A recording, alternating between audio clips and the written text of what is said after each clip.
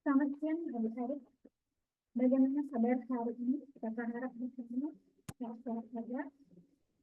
Nah, sebelum kakak ini pelajaran materi kita kali ini, kakak akan kita tanyakan dulu itu menurut kakak keahlian karir pendidik yang biasa dipanggil dengan keahlian. Kakak di sini semoga kakak nanti adik-adik misalnya ingin tahu ya kakak semoga kakak di sini semoga bahasa Indonesia atau bahasa Indonesia SMK SMK dan bahasa Indonesia Indonesia. Kita langsung saja ke materi. Materi kakak kali ini yaitu tentang bahasa Indonesia Indonesia. Tapi adik-adik tahu ya bisa seperti bahasa Indonesia Indonesia itu adalah bahasa yang dilakukan untuk masuk ke perguruan tinggi. Bahasa Indonesia sekarang tidak bisa dianggap remeh adik-adik karena untuk bahasa Indonesia sekarang itu terdiri atas 90 soal kurangnya. Jadi kalau seandainya passenger bahasa Indonesia atau nilai bahasa Indonesia sekali tinggi, itu kan lumayan untuk menilai passenger nantinya. Karena misalnya kita mau masuk ke kedokteran itu tingkatnya 700. Kalau bahasa Indonesia kita passenger tinggi, itu sangat negatif sekali karena lumayan karena soalnya lebih kurang 10 soal. Kita langsung saja. Materi kakak kali ini yaitu tentang kalimat efektif. Jadi, adik-adik pasti tahu ya, kalimat efektif itu sudah dipelajari dari SMP, SMA, bahkan kalau SD itu biasanya sedikit saja. Kalimat efektif biasanya digunakan untuk menulis karya tulis ilmiah. Nah, sambil kita melihat kakak kasih atau kakak berikan sebuah file.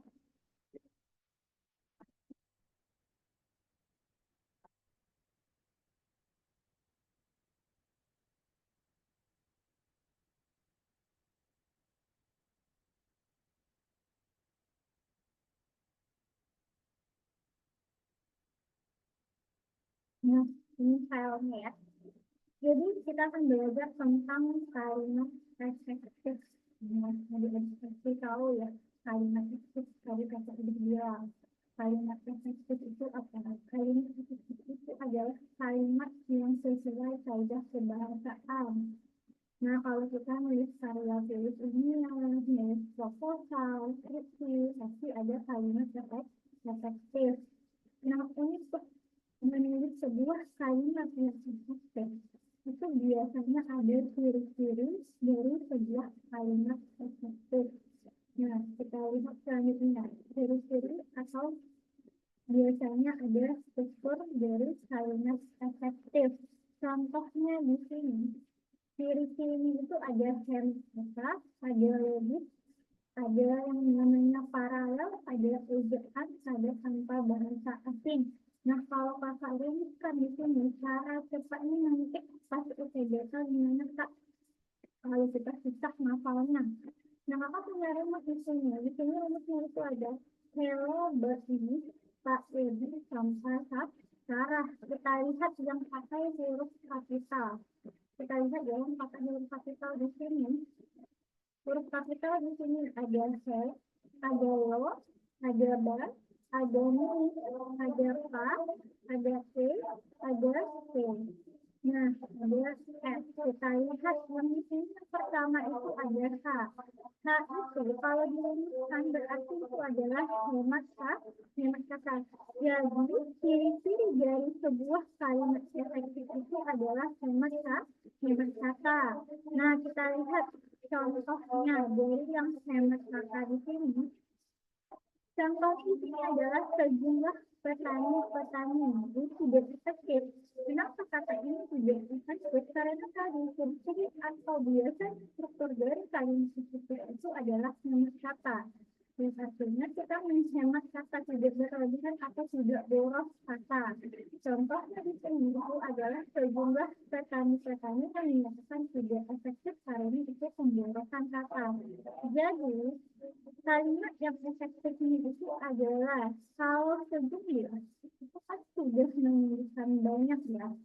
Nah, di sini juga ada petani-petani yang juga menunjukkan banyak, berarti kan pemborosan sejumlah sudah menunjukkan banyak, petani-petani juga sudah menunjukkan banyak, jadi itu juga efektif. Jadi cara menghilangkan agar dia menjadi saling efektif harus dihilangkan salah satu kata agar jadi tidak pemborosan kata. Sejumlah bisa kita hilangkan, bisa jadi nanti kalimatnya efektif menjadi petani-petani yang menunjukkan jumlahnya sudah banyak. Atau kita bilang sejumlah petani yang sudah menunjukkan banyak. Jadi pilih salah satu. Jadi dihilangkan maknanya yang dari itu adalah pemborosan kata. Jadi cara dari kalimat efektif itu harusnya hemat kata. Nah, yang kedua ada huruf kapital. Di sini ada lo itu bisa jadi itu adalah logis sama masuk akal. Jadi kalimat efektif itu harus masuk akal. Contohnya di sini, mahasiswa yang meninggal kemarin bolak-balik di pasar baru. Nah, di sini kenapa tidak masuk akal? Kalau seandainya mahasiswanya sudah meninggal, berarti itu tidak masuk akal. Jadi kalau yang bolak-balik di pasar baru itu harusnya masuk hidup, atau kita bisa mahasiswa itu bolak-balik di pasar baru, itu baru efektif dan masuk akal. Tapi kalau sudah meninggal berarti itu tidak masuk akal, berarti itu bukan kalimat efektif atau tidak efektif. Selanjutnya, ciri-ciri dari kalimat efektif atau syarat dari kalimat efektif itu adalah kepada hadirin dipersilakan duduk. Di sini tidak efektif. Kenapa tidak efektif? Tadi kan komitmen kalau nggak bisa ini kata-kata. Dan ini minimal ada subjek dan predikat contohnya. Jadi sebuah kalimat dinyatakan efektif harus adanya subjek dan predikat. Kalau bilang sebelumnya, tak berarti itu bukan kalimat efektif. Karena syarat atau ciri-ciri dari kalimat efektif harus ada subjek, harus ada predikat. Jadi kalau bilang salah satu unsur subjek, kalau bilang salah satu unsur predikat berarti itu bukan kalimat efektif. Kak, gimana nanti kalau seandainya objeknya ada? Nah, objeknya tidak masalah, tapi kalau dihilangkan objek melengkap keterangan itu tidak masalah. Itu tetap dinyatakan sebagai kalimat efektif, asalkan unsur subjek sama predikatnya masih ada. Nah, contohnya di sini, kepada hadirin persilakan duduk. Ini tidak efektif, kenapa? Karena di sini itu tidak ada subjeknya. Kepada hadirin ini adalah keterangan. Kepada hadirin ini adalah keterangan. Dipersilakan adalah predikat. Jadi yang tidak ada itu adalah subjeknya. Jadi supaya kalimat itu efektif harus ada subjeknya. Subjeknya harus dihilangkan. Karena ini ada preposisi yang menyatakan itu adalah keterangan. Contoh yang lain, preposisi kan ada kepada, ada di, ada kepada hadirin menyatakan itu keterangan. Di rumah itu menyatakan keterangan tempat karena ada preposisi di. Nanti kapan-kapan kakak akan menjelaskan yang namanya tentang preposisi atau kata depan. Nah, jadi kepada ini harus dihilangkan sehingga hadirnya subjek. Jadi adalah hadirin dipersilakan duduk. Nah, ini sudah menjadi kalimat yang efektif karena kepadanya sudah dihilangkan. Jadi hadirin menjadi subjek, dipersilakan menjadi predikat. Jadi minimalnya adanya subjek dan predikat. Saya membaca buku itu sudah efektif karena sudah ada subjek, ada predikat. Memang subjeknya saya yang membaca sebagai predikat itu sebagai objek. Jadi adik-adik harus tahu yang mengenai dengan predikat, objek, pelengkapnya. Yang kita dari misalnya itu menjadi kata tentang pola kalimat atau struktur kalimat. Nah, selanjutnya untuk kalimat efektif itu adalah paralel atau sejajar. Untuk paralel atau sejajar itu mudah sekali. Syarat atau ciri dari kalimat efektif itu harus sejajar. Jadi kalau tidak sejajar berarti itu bukan kalimat efektif. Contohnya di sini, membaca dan menulis itu sudah efektif, caranya juga sejajar. Jadi kita melihat sejajar atau tidak itu sekaligus diunggulkan. Mulai di sini ada unggulkan ini, di sini ada unggulkan. Supaya sejajar berarti sama-sama unggulkan membaca dan menulis. Jadi membaca dan menulis. Contoh yang lain, durasi dan pendidikan itu juga selaras akhirnya pelatihan dan pendidikan sama-sama pendidikannya. Semua kan ada nih, ada P, ada C, jadi harus sama-sama paralel. Contoh kalimat adalah saya membaca dan menulis. Saya membaca dan ditulis. Nah, contoh kalimat itu kalimat adalah saya membaca dan menulis. Kalau saya membaca dan ditulis itu agak aneh. Berarti itu juga efek. Kita lanjut. Selanjutnya adalah yang sesuai dengan kerjaan yang disempurnakan atau ciri-cirinya sesuai dengan kerjaan yang disempurnakan. Jadi nanti lagi tahu yang namanya itu harus dihafal. Jadi nanti kalau mau tahu yang namanya kerjaan yang disempurnakan, untuk lihat di masyarakat yang selanjutnya tentang atau kerjaan yang disempurnakan itu ada apa saja. Nah, untuk ini ada penelitian diri kapital, seluruh miring, kami baca tema, kami baca fiktif, info sarapan, yang sekali-kali harus hafal, supaya nanti memudahkan dalam menjawab soal IPK. Nah, di sini ciri-ciri dari kerja paling efektif itu adanya ejaan yang disempurnakan atau real. Contohnya di sini, saya berasal dari Semarang. Ini tidak efektif nih. Kenapa tidak efektif? Caranya di sini itu adalah penggunaan huruf kapital yang salah. Huruf kapital itu harus dihafal. Kenapa harus dihafal? Huruf kapital itu ada kemungkinan untuk yang namanya gelar, suku, bangsa. Itu beda-beda cara penulisannya. Contohnya budaya sosial dengan kapital. Minum salam dengan besar dengan besar atau kapital. Jadi kalau tidak hafal nanti PJJ tidak bisa jawab soal dalam UTBK. Jadi harus dihafal ejaan yang disempurnakan atau EYD itu bisa juga dijawab di slide satu nantinya untuk menghafal dan kebiasaan menjawab soal UTBK. Jadi yang salah di sini itu adalah nama kota. Nama kota harus sesuai dengan ejaan yang disempurnakan atau EYD. Semarang itu pakainya huruf kapital. Selanjutnya, syarat atau ciri-ciri dari kalimat efektif itu adalah tanpa bahasa asing. Jadi tidak ada bahasa asing, misalnya minimal, maksimal kan dalam bahasa Inggris kecuali sudah dilakukan ke dalam bahasa Indonesia itu boleh. Nah, apalagi contohnya kalau minimal dalam bahasa Inggris pakai bahasa Inggris itu tidak boleh. Contoh yang lain good, nah, itu kan tidak ada kata bahasanya. Itu masuk ke dalam ciri-ciri kalimat efektif yang mana tadi kita lihat menjadi lima. Jawabannya tak bisa cara. Yang C artinya adalah hemat kata. Yang lo artinya apa tadi lo bu? Selanjutnya ada apa tadi? Ada bas itu adalah sesuai KBBI atau sesuai dengan Kamus Besar Bahasa Indonesia.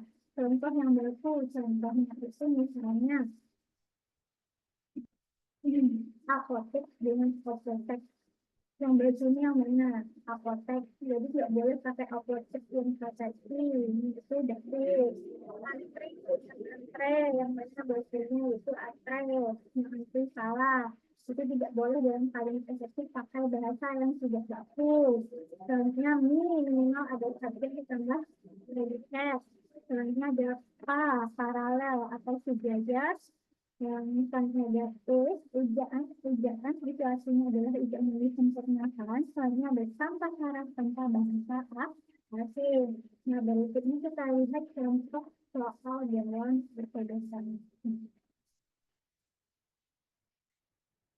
Contoh soal di sini, sekolah kami yang terletak di depan bioskop.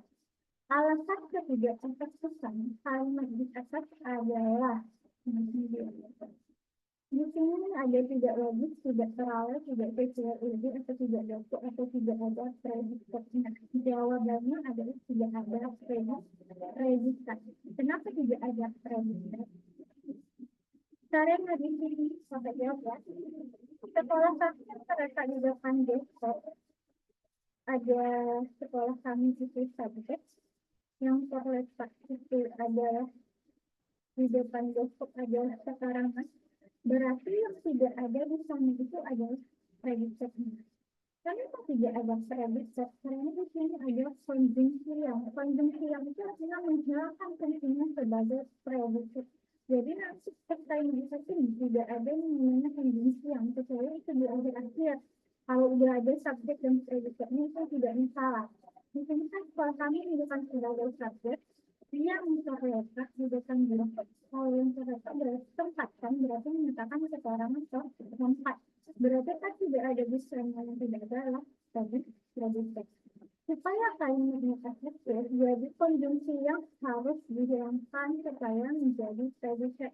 Contoh kalimat efektif adalah sekolah kami itu sebagai subjek, bahasa itu sebagai predikat di depan bioskop dari keterangan.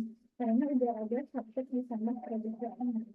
Nah, yang Kak bilang tadi, syarat atau ciri dari kalimat efektif itu harus ada subjek plus predikat. Jadi kalau bilang salah satu unsur predikat berarti itu bukan kalimat efektif.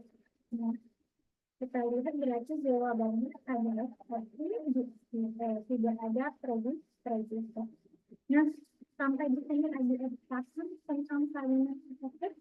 Kalau kurang paham, nanti adik-adik bisa nanya kakak lagi, kakak akan jelaskan sejelas-jelasnya.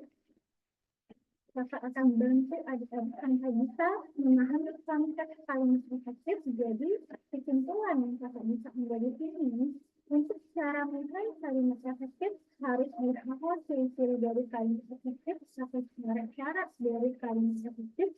Yang kakak berikan syarat cepatnya untuk menjawab itu jawabannya tak lebih sampai Sarah yang ini misalnya ada yang kata geologi berarti